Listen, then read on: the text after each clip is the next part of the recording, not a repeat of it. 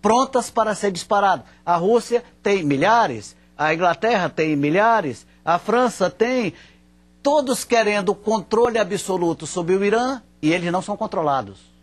Israel não faz parte do tratado e tem bomba. Todas as estatísticas dizem mais de 200 ogivas. Construída como? Com monitoramento de quem? Com fiscalização de quem? De ninguém. Os Estados Unidos, inclusive, atualmente, ao mesmo tempo em que criam problemas para o Irã, querem um controle total e absoluto do Irã, fornecem armas e tecnologia para o aperfeiçoamento da tecnologia militar de Israel. Tecnologia militar de Israel. Então isso é insustentável. Esse dogma tem que ser quebrado. Tem que ser quebrado. O que é que eu defendo? Eu defendo o que o presidente Lula sempre tem defendido, o que o TNP defende. Ninguém tem que ter armas nucleares. Quem tem que destruir as que tem. Aí teria moral e credibilidade para dizer ninguém pode ter. Deixa eu perguntar para o professor Maurício aqui. Esse é o ponto. Professor, essa questão nuclear, do ponto de vista geopolítico, é a questão central nessa discussão ou não? Boa noite, Vital. Em primeiro lugar, muito obrigado pelo convite. Eu fico muito feliz de ver a Câmara debatendo um tema tão importante, com tanta paixão, né? E, bom, sem dúvida hoje, na agenda bilateral do Brasil com o Irã, é o tema mais importante. Não é o único, há uma série de preocupações da comunidade internacional com relação à democracia e aos direitos humanos no Irã. É um momento de muito conflito na sociedade iraniana, onde está se jogando o futuro da Revolução Islâmica, o futuro desse governo estabelecido em 79. Né?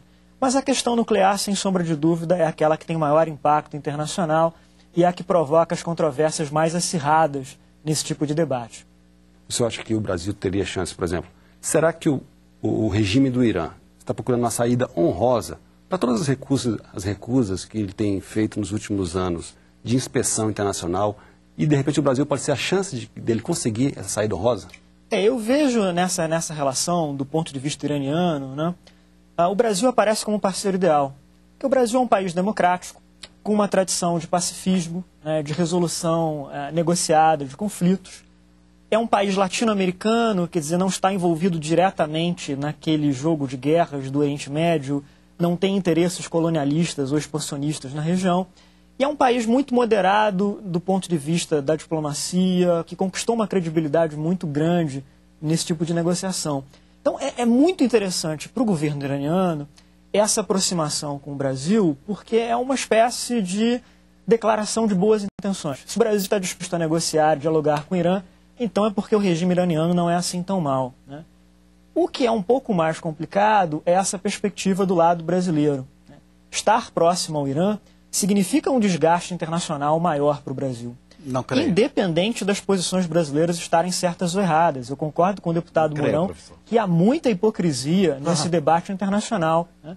Mas o Brasil está desafiando posições que são muito cristalizadas nos Estados Unidos, na União Europeia, inclusive de países europeus que são muito próximos ao Brasil, como é o caso da França, e que tem dito, o chanceler francês fez declarações muito duras sobre a posição brasileira, né, dizendo que o Brasil estava embarcando num tipo de negociação errônea, né, que na realidade apenas faria o regime iraniano ganhar tempo, sem conseguir nada de concreto. Então é uma posição que, vamos dizer, faz sentido diante de uma posição de uma política externa mais ambiciosa que o Brasil vem tendo, não só no Oriente Médio, mas entre os países em desenvolvimento de maneira geral, mas que também tem custo, também tem risco. E acho que todo o cerne do nosso debate é justamente discutir os prós e contras dessa posição. A própria Rússia e a China, que tradicionalmente estavam mais alinhados com o Irã, estão se afastando. Exatamente. Eu só queria acrescentar aqui o seguinte, veja bem, como nós estamos lidando com dogmas, com ideias que são divulgadas, que nós repetimos sem saber exatamente o que é. O professor acabou de falar na famosa comunidade internacional.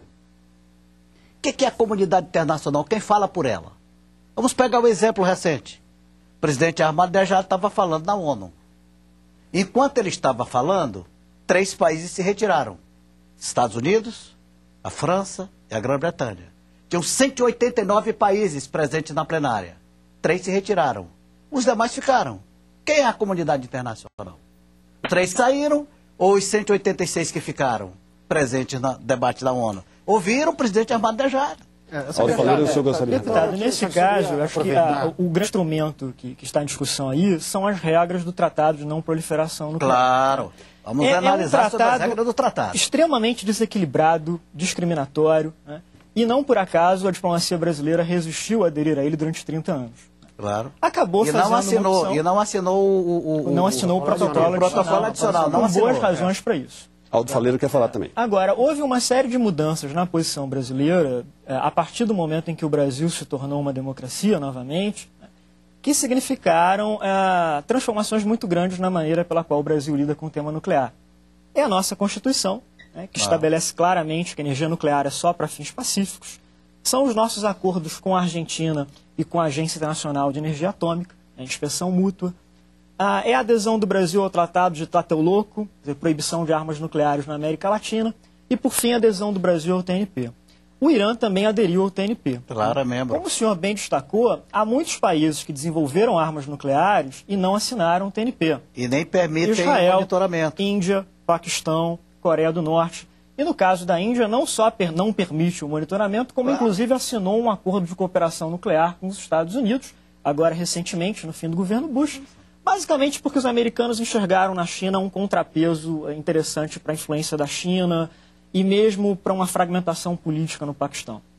Agora, bem ou mal, o Irã fez uma opção por aderir a esse tratado, o que implica aceitar uma série de obrigações perante a ONU, perante o direito internacional. É possível que o Irã opte por denunciar o tratado, né, e se retirar desses acordos. A Coreia do Norte fez isso em 2003, após uma série, seria até talvez mais coerente.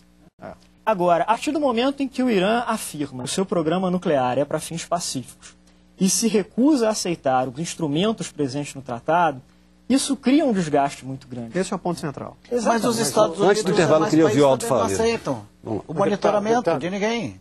Deputado. Esse aqui é o problema. Não, acho que aqui, nessa primeira rodada, apareceram vários temas muito interessantes. Eu vou ver se eu resgato 2 ou 3, porque eu acho que seria importante não deixar passar determinadas afirmações, que eu acho que foram um pouco imprecisas. Bom, em primeiro lugar, nós sofremos 2 tipos de críticas, né? Alguns setores dizem que não, o Brasil está tão obcecado pela questão do Conselho de Segurança que topa qualquer negócio, etc. e tal, para aparecer, etc. e tal. Aí outros dizem, como o deputado levantou agora, que, poxa, mas estamos fazendo mau negócio porque nós estamos irritando lá os membros do Conselho de Segurança, eles não vão gostar da gente e tal. E nós nunca tivemos uma obsessão, o Brasil nunca teve, principalmente no governo Lula, uma obsessão por estar no Conselho de Segurança. Nós sempre defendemos que isso é uma consequência natural pelo tamanho do Brasil, pelo que o Brasil representa no cenário internacional. É um país grande, um país com uma população grande, com uma economia diversificada, uma diplomacia tradicional, etc. e tal. Então isso é consequência, estar no Conselho de Segurança, de tudo isso que nós representamos em nível internacional. Agora, nós não vamos sacrificar os nossos princípios, ou seja, a busca da paz, a busca da solução negociada de conflitos, por uma questão, para ficar bem com as pessoas.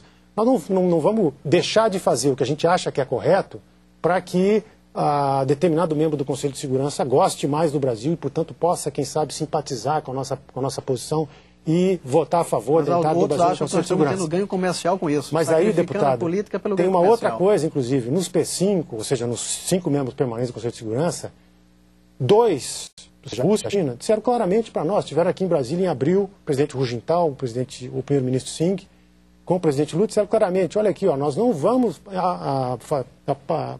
partir para a negociação de sanções enquanto o presidente Lula não for ao Irã, porque eu acho que ele merece uma oportunidade de ir ao Irã e tentar uma saída diplomática. E os outros 3, a França, o Reino Unido e os Estados Unidos, nas conversas com o presidente Lula, dizem o seguinte, olha, nós achamos ótimo que vocês tentem isso.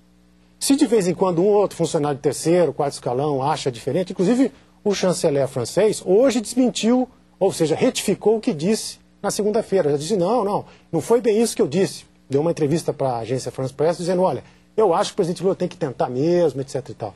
Então, esse negócio que o Washington Post falou, porque o fulano falou, nós vamos encontrar, se a gente procurar, vários analistas, várias matérias, dizendo que, não, olha, o Brasil está correto, tem que tentar, nós não podemos repetir o erro do Iraque, nós precisamos de uma outra alternativa, porque sanções não levam a nada. É a população iraniana que vai sofrer. Aí tem aquela questão que você levantou para o professor tal. Será que o Irã quer